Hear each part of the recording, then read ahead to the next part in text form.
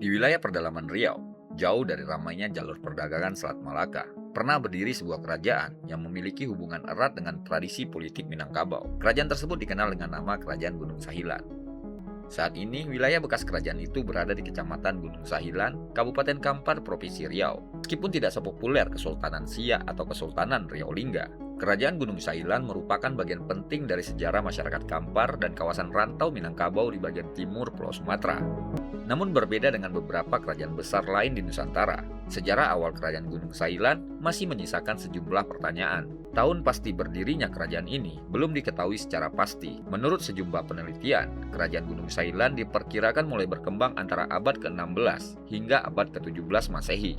Keterbatasan sumber tertulis menyebabkan banyak informasi mengenai masa awal kerajaan lebih banyak diperoleh dari riwayat kerajaan, tradisi masyarakat setempat, serta penelitian sejarah yang dilakukan pada masa modern.